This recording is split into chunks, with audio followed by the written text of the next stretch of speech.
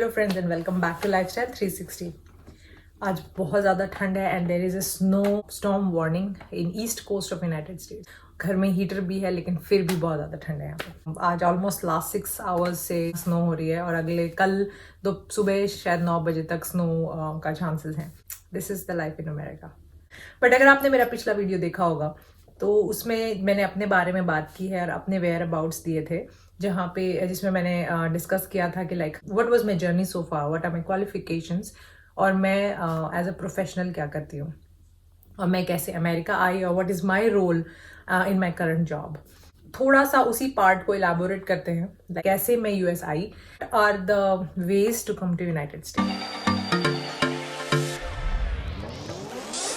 United States आने के लिए एज यूजुअल आपको किसी भी कंट्री का सिटीजनशिप का प्रूफ होना जरूरी है। Like you should have a valid passport और यूएस गवर्नमेंट द्वारा दिया गया एक वैलिड वीजा होना चाहिए।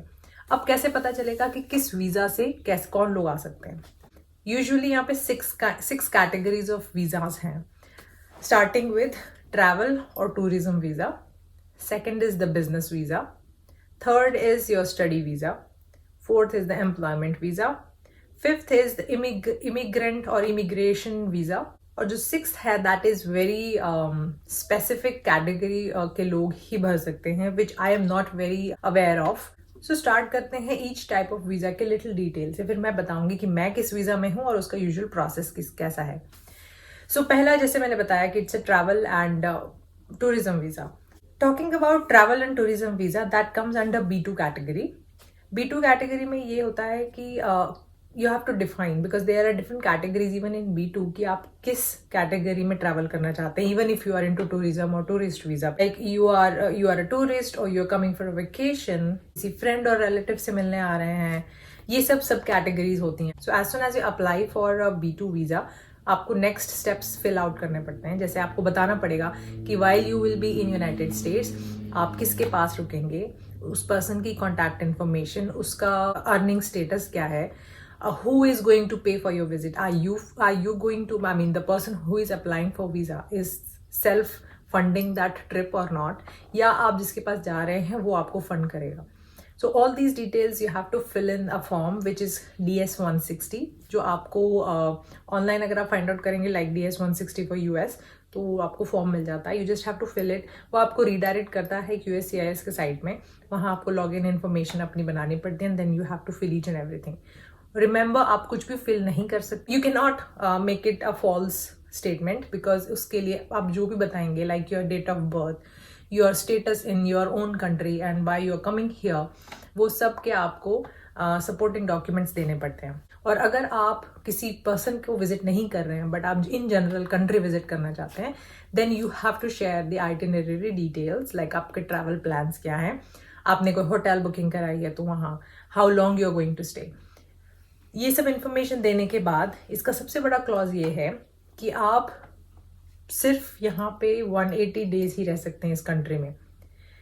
कम जरूर कर सकते हैं बट उससे ज्यादा नहीं। Important clause is while you are on a visitor visa or you're visiting for tourism or as a visitor, you cannot earn anything. Anything means anything, not voluntarily, not anything. जो visitor visa होता है वो category B में आता है, hence it is under सब category of B2। वैसे ही under category B में हमारा एक बिजनेस वीजा भी आता है।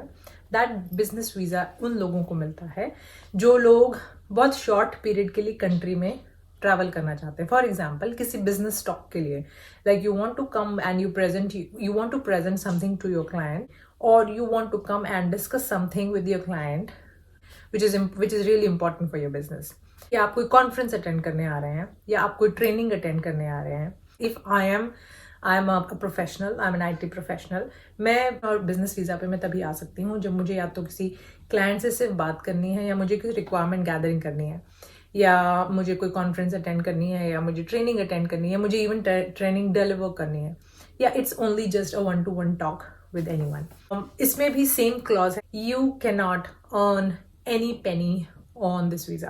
You are not going to do any hands-on kind of work.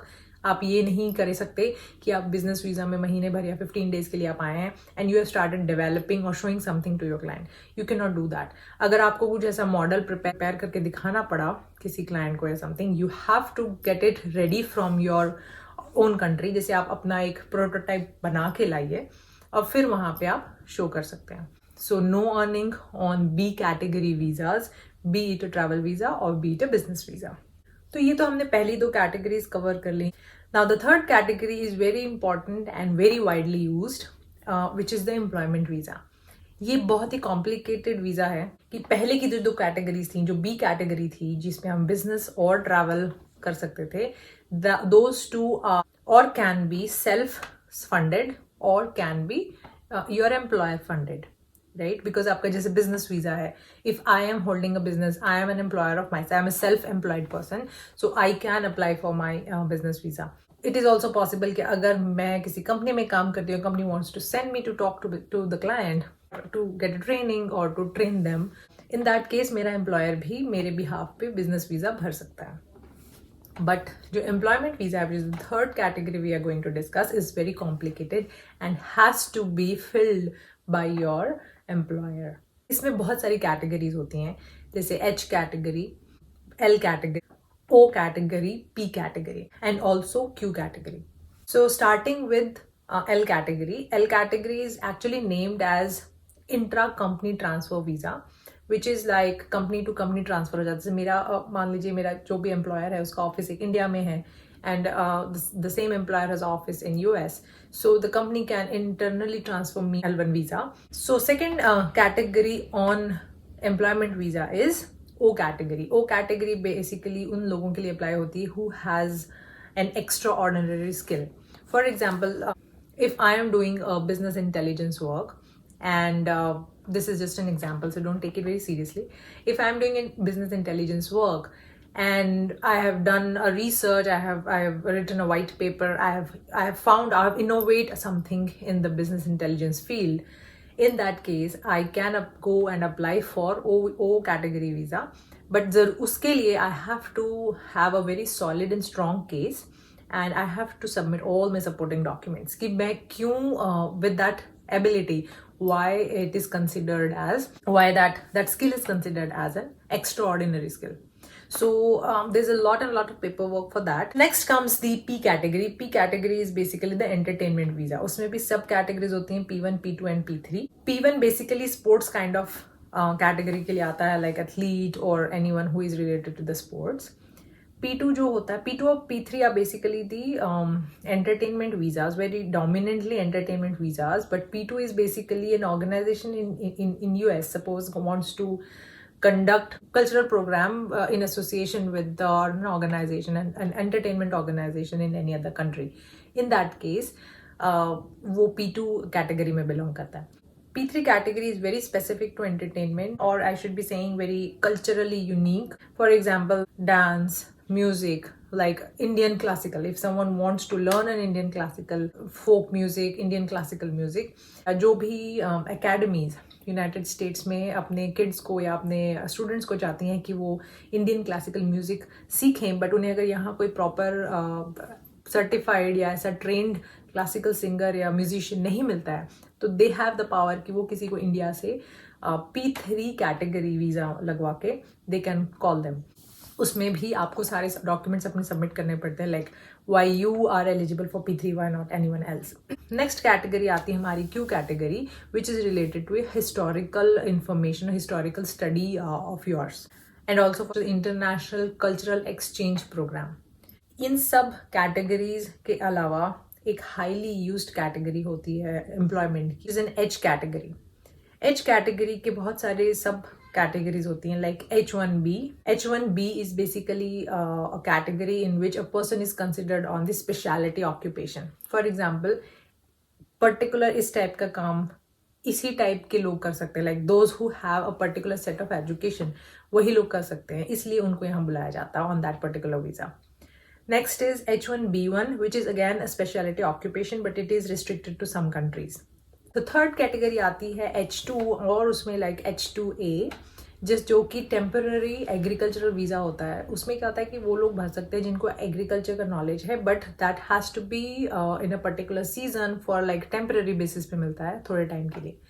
तो वो that also is restricted to some countries जहाँ पे एग्रीकल्चर का आई थिंक ज़्यादा स्कोप है या ज़्यादा हिस्ट्री है about the agriculture, whose the country is more dependent on agriculture और has a rich agricultural background. उन्हीं कंट्रीज के लिए वो रिस्ट्रिक्टेड है।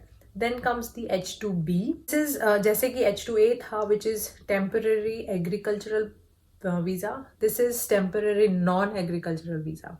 थर्ड कैटेगरी आती है H3 visa, which is for trainee और स्पेशल प्रोग्राम्स के लिए अगर आप आ सको, लाइक 3 मंथ्स का 2 मंथ्स का कोई आपको ट्रेनिंग करना आना चाहते हो तो you can come in H3 on that. कुछ कंपनीज या कुछ कॉलेजेस होते हैं जो आपको स्पेसिफिकली ट्रेनिंग के लिए भेजते हैं यहाँ पे, so that you will get a feel of how the United States work, how the training programs are, वहाँ की एजुकेशन कैसी है।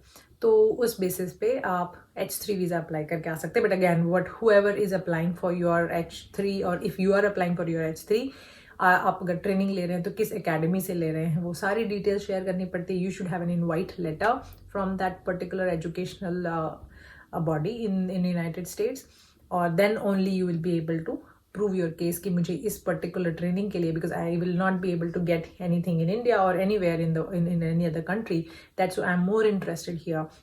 Then you have to just prove your case basically.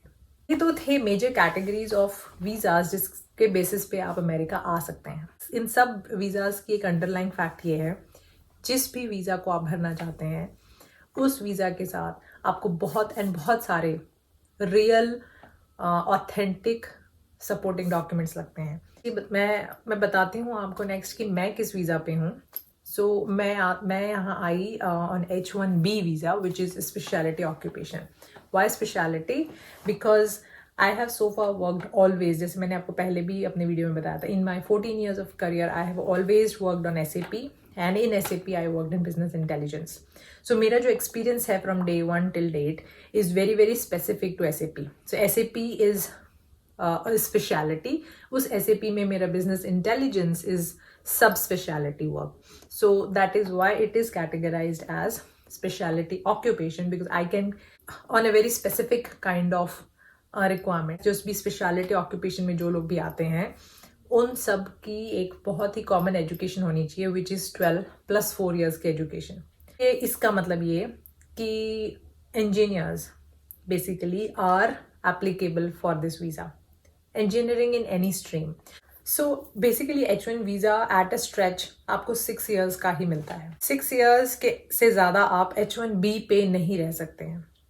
I'll come back to this particular point कि कुछ लोग जो H1B visa पे हैं वो इतने सालों से कैसे हैं, they are here more than 6 years. I'll come back to that. So the story starts from the day you landed into United States.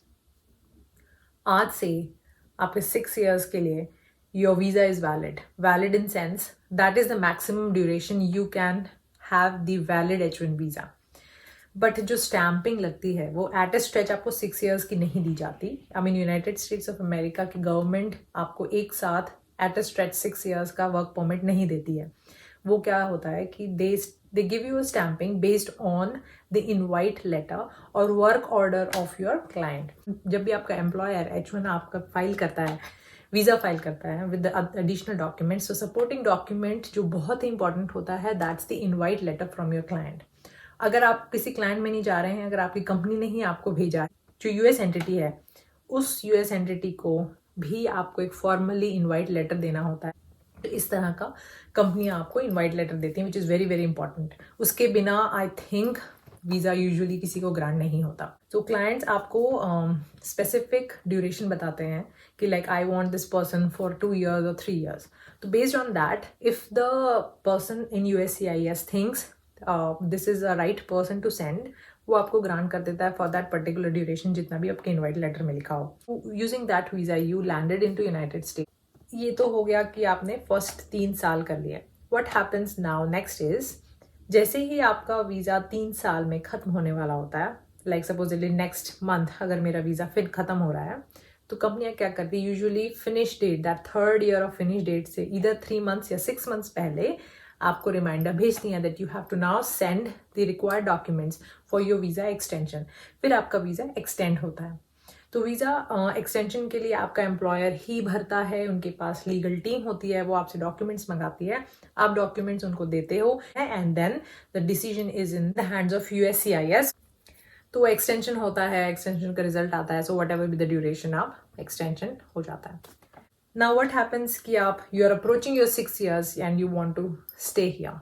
का एक ही ऑप्शन है, on your behalf your company, your employer files for your green card. The filing of green card actually is around 1.5 years of complete process. The first step actually is to get an approval from the DOL, which is called the Department of Labor. Department of Labor approve करता है कि yes, this person is eligible for green card.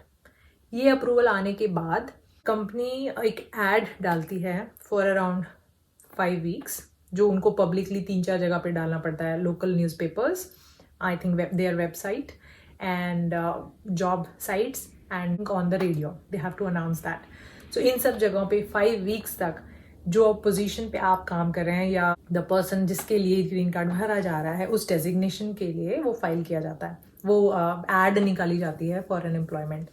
If they get any other person good or better than the person for whom the company is filing the green card, they will not file your green card, but they'll hire that person. But if they do not get anyone in this 5 weeks, फिर वो क्या करते हैं, they have to stay for around 2.5 months, like 3 months 90 days period होता है, जिसके लिए company को करना पड़ता है कि वो 5 weeks की एड का कोई रिस्पॉन्स तो नहीं आ रहा उस कूलिंग टाइम। अगर फिर भी आउट ऑफ दोज 5 weeks जिसमें उन्होंने एड डाली थी फॉर द रिक्वायरमेंट, उसके बाद अगर कोई रिस्पॉन्स आता है, they have to interview and that's a rule and every company follows that with diligence. तो अगर कोई नहीं मिलता है तो they will go ahead with the process, और अगर कोई मिल जाता है उन्हें आपकी गिवन डेजिग्नेशन के लिए, तो अगैन वहाँ पे फिर से आपका ग्रीन कार्ड फाइलिंग रुक जाती है। Once that is done, then आपका पर्म फाइलिंग होती है। PERM is like nothing but the permanent residency which is called PERM file होता है। और ये सारे प्रूफ एम्प्लॉयर को अटैच करने पड़ते हैं आपकी पर्म फाइलिंग एप्लीकेशन के साथ। जब आपका पर्म फाइल हो जाता है तो इट टेक्स अराउंड, अब पहले तो इट यूजुअली 6 months में आ जाता था उसका, 4 to 6 months में इसका रिजल्ट आ जाता था कि वेदर योर पर्म इज अप्रूव्ड और नॉट। बट आप कोविड के चक्कर में it is now taking around 6 to 8 or 8 to 10 months now. So it's delayed by around 2 to 4 months. But after that, whatever be your decision, अगर perm आपका approve नहीं होता, then now your H1 is still valid till 6 years. As soon as you finish with the 6 years of your valid H1, you have to go back. अगर आपका perm और permanent residency approve हो जाती है, in that case, there is another step which is called I-140 filing. I-140 file होता है। I-140 को भी अप्रूव होने में अराउंड 3 to 4 months लग जाते हैं। 4 months के बाद आपका I-140 अप्रूव होता है। So why I shared this complete process is, अब आपके पास पर्म है, now you have the I-140. उसके बाद आपका H1 जो होता है, you can stay on H1, I should be saying, you can stay on H1 more than 6 years. तो क्या हो जाता है, once your I-140 is approved, now you are eligible to file the H1B extension more than 6 years. तो मेरे 6 years का जो period जो मेरे पास कैप थी वो has now been extended till I'll get the green card. मेरा ये पर्सनल ओपिनियन है कि अगर आप नहीं भी रहना चाहते हैं या whatever be your decision for your future, एक बार those who are working in information technology, they should definitely visit this place. Work with them, even for like आप 6 months के लिए भी आते हैं, 2 महीने के लिए भी आते हैं, you'll definitely learn something good from them. So try to take that experience. Every experience of their own is actually encouraging and it increases to your life experience. जितना experience होता जाता है इंसान उतना ही wise होता जाता है. That is what I heard and I actually feel as well. I hope आपको ये information बहुत ही helpful रही हो for those who are thinking of coming here on employment visa. It's complicated, but if you are genuine, if your records are genuine, it's good. it's good to have that experience coming here. I hope you'll definitely stay happy and stay safe, stay inside. I know corona की लहर फिर से दोबारा आ गई है, but the good part is the vaccines are out. They are very, very positive. And with the coming new year, I'm hoping कि सब कुछ positive ही हो. So on that note, I should say bye to you all because I don't want to stretch it anymore and don't want to confuse you all. इसी तरह से आप मुझे support करते रहिए. Give a thumbs up if you like this video, thumbs down if you don't like it, but at least respond because it's very encouraging for those who are content creators like me. And I'll see you next week. Bye.